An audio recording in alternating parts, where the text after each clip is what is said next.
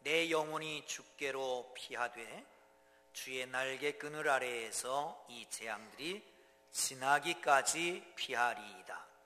내가 지존하신 하나님께 부르짖으며 곧 나를 위하여 모든 것을 이루시는 하나님께로다.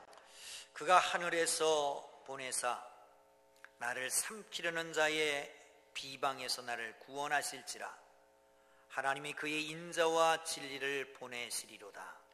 내 영혼이 사자들 가운데서 살며 내가 불사르는 자들 중에 누웠으니 곧 사람의 아들들 중에라. 그들의 이는 창과 화살이요 그들의 혀는 날카로운 칼 같도다. 같이 봅니다. 하나님이여 주는 하늘 위에 높이 들리시며 주의 영광이 온 세계 위에 높아지기를 원하나이다. 아멘. 옆에 분하고 인사하겠습니다. 옆에서 예배드려서 참 감사합니다. 시작. 옆에서 예배드려서 참 감사합니다.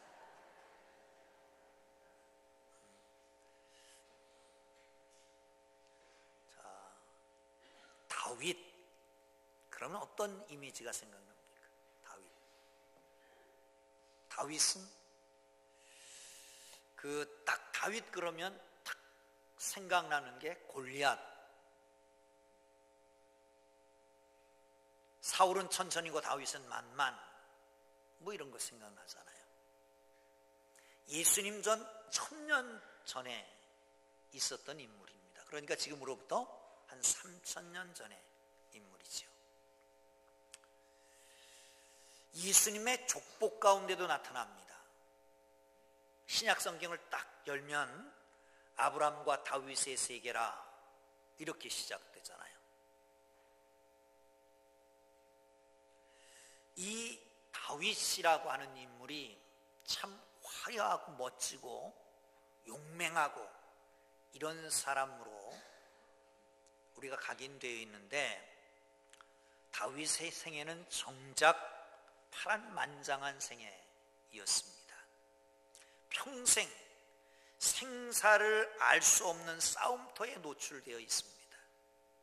어려서는 목동으로 맹수들이 우울거리는 곳에서 그들과 싸워야 양을 지킬 수 있었고, 그리고 나이가 들어서는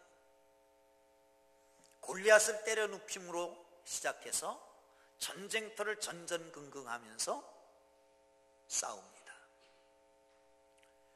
가는 곳마다 승리를 거둡니다.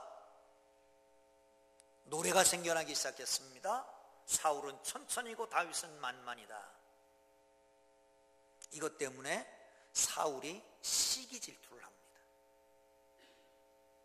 그래서 도망다니는 거예요. 얼마나 시기 질투를 하는지 같이 식사하는 자리에서 단창을 그냥 던져요. 그게 비껴나갔으니까 다행이지, 어떻게 요 앞에서 던졌는데 안 맞을까요? 그리고 도망다니기 시작합니다. 3000명이나 되는 군사를 데리고 어디 있다 그러면 우르르 쫓아오고 우르르 쫓아오고, 도망가다가 이제는 굴에 숨었습니다. 여러분, 굴에 숨은 다윗의 심정은 어땠을까요? 그의 심리 상태는 얼마나 불안했을까요? 그걸 가리켜서 오늘 시편 57편 4절에서는 이렇게 얘기합니다. 한번 보시죠. 시작. 내 영혼이 사자들 가운데 살며 내가 불사르는 자들 중에 누웠으니 곧 사람의 아들들 중에라. 그들이 이는 창과 화살이요 그들의 혀는 날카로운 칼 같도다. 세번역으로 보면 더 실감이 납니다. 세번역에는 이렇게 써 있습니다. 내가 사람을 잡아먹는 사자들 한가운데 누워 있어 보니 그들의 이는 창끝과 같고 화살촉과 같고 그들의 혀는 날카로운 칼과 같도다. 사람을 잡아먹는 사자들이 우글우글 하는데 그 한가운데 누워 있다는 거예요. 여러분, 그런 경험 해보셨습니까? 아니, 혹시 지금 그런 경험을 하고 있지는 않습니까? 아마 뭔가 실수해서 부도가 나고 빚쟁이들이 막 찾아오고 아침 저녁으로 시도 때도 없이 전화를 하고 그리고 문을 두드리고 그러는 상황을 접하면 아마 그런 걸 느낄 수 있을 것 같습니다. 아니면 자녀들이 문제가 생기고 직장은 잃어버리고 사업은 부도나고 이런 상황일 수도 있습니다. 사람을 잡아먹는 사자들이 울거리는 상황 속에 거기 누워있어 보세요. 얼마나 고통스러워. 이게 다윗의 모습입니다. 다윗의 모습. 6절에는 이렇게 얘기합니다. 거기에 이렇게 얘기하죠. 4절 계속해서 보면 그의 이는 창끝과 같고 화살촉과 같고 그 혀는 날카로운 칼다투다. 이런 상황이 접해 있는 거예요. 6절에도요. 그들은 내 목숨을 노리고 내 발 앞에 그물을 쳐놓아 내 기가 꺾였습니다. 얼마나 동굴이 다윗의 심리를 불안하게 했는지. 사람을 잡아먹는 사자 가운데 누워있는 것 같고 딱 돌아보니까 그들의 이빨은 칼과 같고 창과 같고 날카롭고. 그런데 그게 6절인데요 7절에는 완전히 반전합니다. 7절은 하나님이여 내 마음이 확정되고 확정되어 싸우니 내가 노래하고 내가 찬송하리이다. 여러분, 다윗 그러면 우리와 체질이 다른 사람 같잖아요. 원래 강하게 태어나고 힘이 있고 용감하고 담대하고 무서운 건 모르고. 그런 다윗도 똑같은 것 같아요. 희노애락이 있고 두려움이 있고 고난과 역경이 있고 아픔이 있고 큰일 나면 아이고 어떡하나 걱정하고. 그런데 그분과 우리의 차이점은 뭘까요? 차이점은 회복 능력입니다. 빨리 회복되는 거예요. 6절에서도 4절에서도 사자 가운데 누워있는 것 같고 창과 같고 이빨이 화살촉과 같고 칼과 같은데 올무를 씌워놓고 나의 생명을 놀리는 것 같은데 그런데 실제로 확 뒤집어줍니다. 내 마음을 확정하고 내 마음을 확정했습니다. 내가 노래하고 내가 찬송하리이다. 할렐루야. 할렐루야. 어떻게 가능할까? 어떻게? 그거는 동굴 속에 있지만 그 동굴 속에서 하나님을 만난 겁니다. 하나님을 다시 찾은 겁니다. 사랑하는 성도 여러분, 이미 다윗은 옛날에도 하나님 앞에 있었습니다. 사울을 처음 만났을 때 뭐라고 그러냐면 걱정하시죠. 이 옷이 문제가 아니고 창이 문제가 아닙니다. 내가 사자가 덤벼들면 사자하고 맞붙어서 싸워서 이겼습니다. 걱정하지 마십시오. 골리앗 앞에서도 그럽니다. 너는 칼과 찬창을 가지고 나오지만 나는 여호와의 이름을 가지고 나간다. 얼마나 담대했습니까? 얼마나. 그런데 동굴 속에 숨어들어서 동굴 속에서 그 하나님을 다시 발견하는 거예요. 그리고 고백하는 거예요. 사랑하는 성도 여러분, 오늘 이 시간 다윗이 만난 하나님, 다윗이 재발견한 하나님, 그 하나님을 만날 수 있기를 주의 이름으로 축원합니다. 할렐루야. 자, 첫 번째 1절을 보겠습니다. 시작. 하나님이여 내가 은혜를 베푸소서, 내게 은혜를 베푸소서. 내 영혼이 주께 피하되 주의 날개 그늘 아래에서 이 재앙들이 지나가기까지 피하리이다. 아멘. 동굴. 여러분, 동굴 속에 들어가 보셨습니까? 동굴, 대단한 동굴들 많아요. 중국에는 동굴에 들어가면 그 안에서 배를 타고 갈 정도로 그렇게 큰 동굴들도 있잖아요. 근데 여기 이스라엘은 땅덩어리에 속기 때문에 그런 동굴은 아닙니다. 습하고 앞에 뒤가 꽉 막혀 있고 좋은 환경이 아닙니다. 막다른 골목입니다. 절망적인 상황입니다. 뒤로 물러갈 곳도 없습니다. 지금 현실은 습하고 첩첩하고 어둡고 고통스럽습니다. 그런데 그때 하나님께 부르짖습니다. 하나님이여 내게 은혜를 베푸소서, 내게 은혜를 베풀어 주옵소서. 원어 성경에는요 이렇게 되어 있습니다. 내게 은혜를 베푸소서, 하나님이여 내게 은혜를 베푸소서. 이것은 히브리어에는 중간에 있는 것이 중요하게 생각하기 때문에 중간에다 하나님을 넣은 거예요. 그런데 우리나라 말은 중요한 걸 앞에 놓잖아요. 물론 도치법도 있긴 하지만 앞에다 놓습니다. 그래서 하나님 앞에 하나님을 먼저 넣어요. 하나님이여 내게 은혜를 베푸소서, 내게 은혜를 베푸소서 간구하고 있습니다. 여러분, 위기를 만나면 기도가 짧아집니다. 단순해집니다. 미사여구를 늘어놓지 않습니다. 여러분, 물에 빠진 사람이 살려달라고 그럴 때 어떻게 합니까? 저기 가는 멋진 아저씨 은혜를 베푸사 나에게 구명줄을 던져주시고 이렇게 합니까? 그렇게 안 하잖아요. 날 살려주세요, 사람 살려 그러지. 은혜를 베푸소서, 내게 은혜를 베푸소서, 내게 은혜를 베푸소서. 여러분, 예수님을 만났던 환자들이, 병자들이 예수님 앞에 기도하는 내용은 뭐였을까요? 나를 불쌍히 여기소서, 우리를 불쌍히 여기소서. 우리는 불쌍히 여김을 받아야 됩니다. 은혜는 은혜를 받아야 될 존재입니다. 이렇게 부르짖는 거예요. 다윗이 이렇게 부르짖습니다. 하나님이여, 하나님이여 나에게 은혜를 베풀어 주옵소서, 나에게 은혜를 베풀어 주옵소서. 그리고 곧 그런 고백합니다. 내가 주의 날개 그늘 아래에서 이 재앙이 지나가기까지 피하리이다. 주의 날개 그늘, 그것은 시편에 안전한 chỗ, 보호받는 곳을 가리켜서 날개 그늘이라고 말합니다. 암탉이 나래 아래 새끼를 품듯이 독수리가 그 날개로 허덕이며 자기 새끼를 보호하듯이 날개 그늘이라고 하는 것은 보호를 상징합니다. 하나님 나를 보호하소서, 나를 보호해 주소서, 아니 나를 보호해 주소서. 내가 이 재앙이 끝나기까지 피하리이다. 여기서 또 한 가지 재밌는 말씀이요, 중요한 말씀이요. 재앙이 끝나기까지.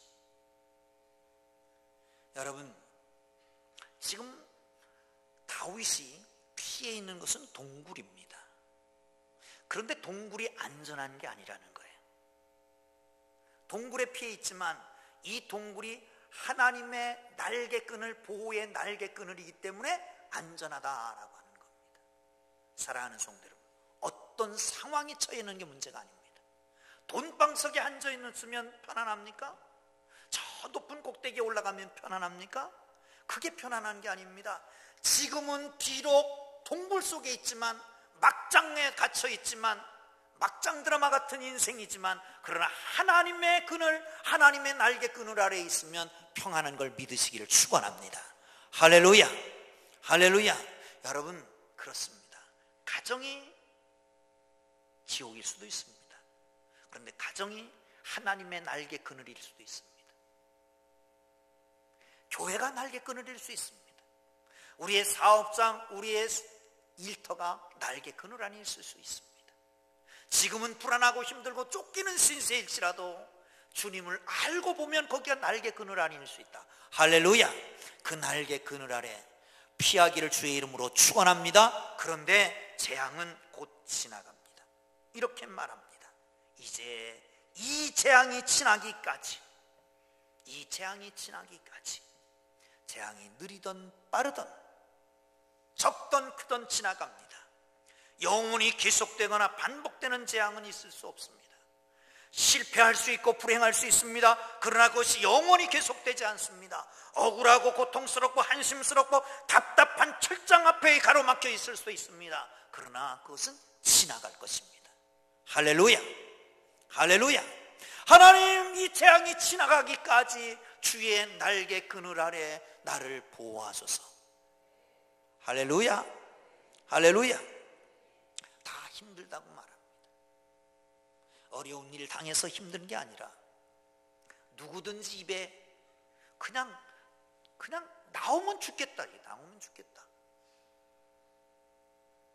여러분, 주님이 안 계시면, 주의 보호가 없으면 어디 있든지 죽을 수밖에 없는 처소입니다. 그러나 주님이 함께 있으면 죽을 자리에서, 답답한 자리에서도 그곳이 주의 날개 그늘 안이 되는 것을 믿으시기를 축원합니다. 할렐루야. 자, 두 번째 2절을 보겠습니다. 시작. 내가 지존하신 하나님께 부르짖으며 곧 나를 위하여 모든 것을 이루시는 하나님께로다. 아멘. 하나님을 발견합니다. 지존하신 하나님, 나를 위해서 모든 것을 행하시는 하나님. 이 둘 중에 하나만 빠져도 기도는 효과가 없습니다. 지존하신 하나님이 아니라면, 능력이 없는 하나님이기 때문에 무엇을 해줄 수가 있겠습니까? 부르짖어도 소용없습니다. 또한 나를 위해서 모든 일을 행하시는 하나님이 아니라면 부르짖어도 소용없지요. 능력이 있지만 관계가 없으니까 아무것도 안 해주는 거예요. 사랑하는 성도 여러분, 우리가 무엇이든지 믿고 구하면 받은 줄로 믿으라. 할렐루야. 할렐루야. 그런데 누가 하나님 앞에 구하겠습니까? 구원받은 사람만 자격이 있습니다. 하나님의 자녀만 자격이 있는 겁니다.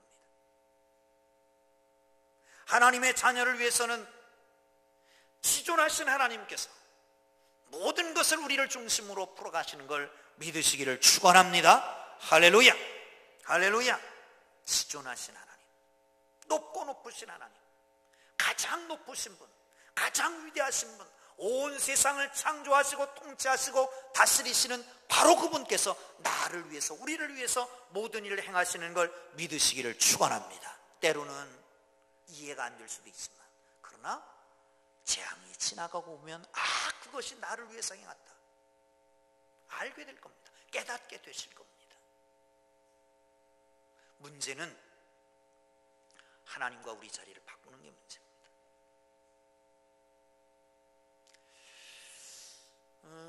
어느 지역의 목사님 한 분이 행사가 있어서 참석을 했는데 설교자가 못 나왔어요. 그러니까 그 지역의 제일 어른이니까 그분에게 설교 부탁을 한 거예요. 목사는 꼭 준비해야 될 게 몇 가지 있답니다. 첫째, 준비할 건 설교를 어디서든 할 수 있도록 한 편은 준비해 갖고 다녀라. 또 하나는 이사 갈 준비를 꼭 해라. 언제고. 근데 저는 이사 안 갈 거니까 걱정 안 하셔도 돼요. 그런데 머리에 그 순간 두 사람이 딱 생각난 거예요. 하나는 니고데모, 하나는 삭개오. 어떤 설교를 할까? 그러다 강단에 딱 올라갔어요. 그리고 강단에서 이렇게 설교를 시작했습니다. 하나님을 너무너무 보고 싶었던, 예수님을 너무너무 보고 싶었던 니고데모가 예수님 가는 길 막 앞에 가서 뽕나무에 올라갔더래요. 이렇게 웅성대에서 되기 시작했어요. 눈치를 탁 챈 목사님이 아차, 잘못된 거예요. 그래서 뽕나무 밑으로 간 삭개오가, 야, 니고데모야, 너 내려와. 내가 있을 자리지 네가 있을 자리가 아니야. 그랬다는 거예요. 이게 예교로 좀 봐줄 수도 있는 얘기잖아요. 뭐 누가 올라가면 뭔 상관이 있습니까? 거기 니고데모가 올라가든 삭개오가 올라가든 뭔 상관이 있어요. 그런데 문제는 하나님이 있을 자리에 내가 있다는 거죠. 이걸 가리켜서 인간이 속에 내재해 있는 신격화의 본능이다, 그렇게 말합니다. 신격화의 본능이다. 아니, 누구든지 다 자기가 잘난 멋에 삽니다.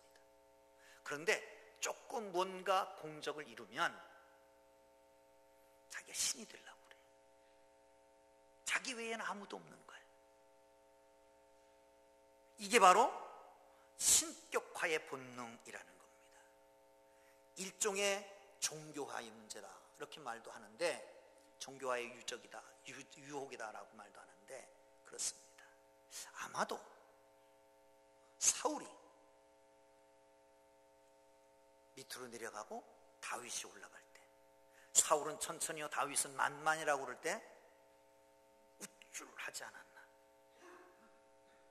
하나님이 그의 삶 속에 없어지질 않았나? 여러분, 사역을 하다가 우리의 사역 속에 하나님이 없어지고 내가 나타나면, 그러면 큰 문제가 생깁니다. 그런데 아둘람 굴로 쫓겨가서 하나님을 보게 되는 거예요. 지극히 높으신 하나님을. 여러분, 아브라함을 보세요. 롯이 잡혀갑니다. 그 소식을 듣고 318명 되는 군사를 데리고 밤에 기습 공격을 합니다. 롯을 데려오고 전리품을 가지고 룰루랄라 하고 오는 거예요. 그런데 그 앞에 소돔 왕이 나와서 막 박수를 치고 환영을 해줍니다. 얼마나 우쭐했겠습니까? 그리고 오다가 멜기세덱 제사장을 만나는 거예요. 멜기세덱 제사장이 다짜고짜 지극히 높으신 하나님을 찬양할지어다. 그때 머리를 맞은 거예요. 내 능력으로, 내 경험으로 내가 전략을 잘 세워서 기습 공격을 해서 그래서 승리한 줄 알았더니 전능하신 하나님, 지존하신 하나님이 바로 그 일을 했다는 거지요. 그래서 그 앞에 엎드려져서 고백하고 창세기 14장 22절에 보면 아브라함이 소돔 왕을 만났을 때 이렇게 얘기합니다. 소돔 왕에게 이르되 천지의 주제이시오 지극히 높으신 하나님 여호와께서 내가 손을 들어 맹세하노니. 소돔 왕과 맹세할 때 지극히 높으신 하나님의 이름으로 맹세하고 있는 것입니다. 여러분, 진정한 성공은 지존하신 하나님이 나와 할 때, 나와 함께 하실 때, 지존하신 하나님을 인정하고 그 하나님이 나를 위해서 일하신다라고 하는 걸 믿을 때 진정한 성공이 이루어지는 걸 믿으시기를 축원합니다. 할렐루야, 할렐루야. 그렇습니다. 진정한 성공을 원하십니까? 그러면 지존하신 하나님을 인정하고 그 하나님이 나를 위해서 무슨 일인지 행하신다. 아멘, 아멘. 마지막으로 7절을 봅니다. 시작. 하나님이여 내 마음이 확정되고 내 마음이 확정되었사오니 내가 노래하고 내가 찬송하리이다. 아멘. 하나님이 원수들을 심판할 것을 확신한 다음에, 지존하신 하나님을 확신한 다음에, 그분이 나를 위해서 무슨 일이든지 행하실 것을 확신한 다음에, 나는 그의 날개 아래 숨을 것을 확신한 다음에 찬양을 시작합니다. 노래하고 찬송하기로 마음을 작정합니다. 사실은 찬송할 수 있는 상황이 아니잖아요. 축축하고 습하고 언제 저들이 나를 기습해 올지 모르고 도망할 구멍은 없고, 그런데도 여기가 주의 날개 그늘 아래야. 지존하신 하나님은 나를 위해서 뭔가 하실 것이, 나를 재앙이 끝나기까지 여기 보호하실 것이다. 확신한 그는 찬양하기로 마음을 결정하고 마음을 정하고 하나님을 찬양합니다. 지금은 굴 속에 있지만 눈을 들어 저 하늘 높이를 바라봅니다. 저 넓은 만국을 봅니다. 하나님은 하늘 위에 높이 들리시고 온 땅이 하나님을 찬양할 것이라고. 할렐루야, 할렐루야. 사랑하는 성도 여러분, 그렇습니다. 하나님께서는 우리를 만드신 것이 찬양을 받으시기 위해서 만드셨습니다. 아멘. 시편 이사야 43장 21절을 봅니다. 함께 있습니다. 시작. 이 백성은 내가 나를 위하여 지었나니 나의 찬송을 부르게 하려 함이라. 아멘. 할렐루야. 여러분, 누구를 위해서 여러분 지으셨습니까? 아버지가 나를 왜 만드셨을까요? 어머니가 왜 나를 만드셨을까? 아니, 어머니 아버지의 뜻대로 만들어진 것도 아니고 저 하나님의 뜻대로 만들어졌어요. 누구를 위해서? 누구를 위해서? 우리는 종종 나를 위해서 내가 만들어진 줄 알잖아. 근데 하나님을 위해서 하나님이 만드셨다는 거예요. 그리고 뭐라고 말씀하셔요? 나의 찬송을 부르게 함이라. 하나님의 창조의 목적이, 나를 만드신 목적이 하나님 찬양 받으시기 위함이다. 할렐루야. 사랑하는 성도 여러분, 그것이 하나님의 뜻입니다. 하나님의 목적입니다. 하나님의 역사의 방향입니다. 하나님만이 영광을 받으시고 하나님의 백성은 찬양을 해야 마땅한 것이에요. 사랑하는 성도 여러분, 예수님께서, 아니 바울이 에베소를 쓰면서 이렇게 씁니다. 1장에 태초부터, 창세 전부터 성부 하나님께서 우리를 구원하시려고 계획을 하셨다는 거예요. 성자 예수님께서 우리를 구원하시려고 십자가에 달려 돌아가셨다는 거예요. 성령 하나님께서 우리에게 인치셔서 하나님의 자녀로 확인시켜 주셨다는 거예요. 그런데 성부 하나님의 사역이 나올 때고, 성자 예수님의 사역이 나오고, 성령 예수님의 성령 하나님의 사역이 나온 다음에 찬양에 대해서 나옵니다. 찬양할지라 찬양할지라 찬양할지라. 그렇다면 구원하신 하나님의 목적도 하나님이 찬양받으시기 위함이다. 할렐루야. 할렐루야. 사랑하는 성도 여러분, 하나님께 찬양을 올려드리는 하나님의 사람들 되기를 주의 이름으로 축원합니다. 내 상황에 상관없이 찬양을 올려드리는 겁니다. 오인숙 시인입니다. 오인숙 시의 산문집, 아주 조그만 산문집 가운데 사랑은 사흘분의 설탕이에요 라고 하는 책이 있습니다. 아주 얇은 책인데 거기 보면 자기가 겪은 이야기를 써놓고 있습니다. 어느 날 초대장 한 장을 받습니다. 행복 나누기 찬양제. 당신은 시인이니까 함께 와서 행복의 찬양을 드리고, 그리고 좋은 시를 하나 낭독해 주십시오. 초청장을 받고, 그런데 그날 마음이 내키질 않습니다. 기분이 울적하고 뭔가 시상이 떠오르지 않을 것 같고, 그래서 전화를 해서 제가 오늘 못 갑니다.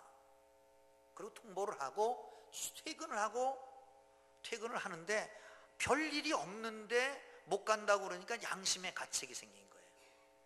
그래서 터덜터덜 거길로 갔습니다. 흥이 전혀 나지도 않고 시상이 떠오르는 것도 아니고 행복도 없는데 간 겁니다. 그런데 들어가는데 복음성가인 조성철 씨가 기타를 치면서 찬양을 하는 겁니다. 휠체어에 앉은 채로.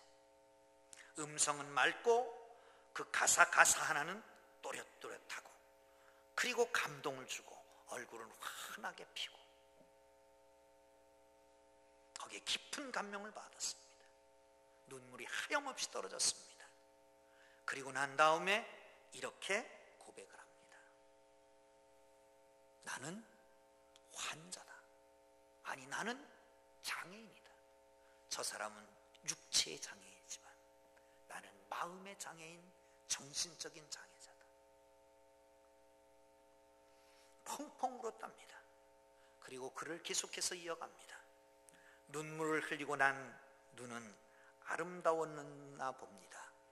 옆에 앉은 낯선 사람의 얼굴도 그렇게 아름다울 수가 없고, 작은 일, 사소한 일, 사물까지도 사랑의 의미를 부여하고 싶습니다. 사랑하는 성도 여러분, 진정한 찬송은 언제 있을까요? 잘 될 때, 성공적일 때 축제를 하고 축하하고 축하 파티를 하고 거기에서입니까? 우리의 심령이 깊은 곳에 내려가고 겸손하고 아주 순수해질 때 거기에 진정한 찬양이 있는 것 아닐까요? 진정한 찬양을 부르게 되는 것.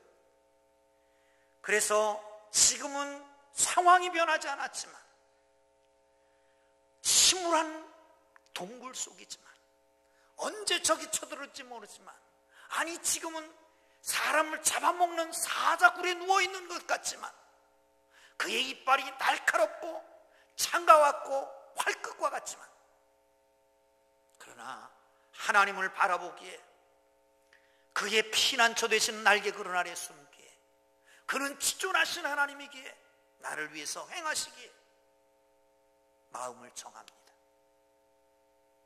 내 마음을 정하고 내 마음을 정했습니다. 내가 찬양할 것입니다. 노래할 것입니다. 하나님 앞에 나아갈 것입니다. 스위스의 정신의학자, 심리학자인 폴 트루니에라고 하는 분이 창조적 고통이라고 하는 책 속에 이런 글을 씁니다. 현대의 환자들의 중증은 자기 상실감이다.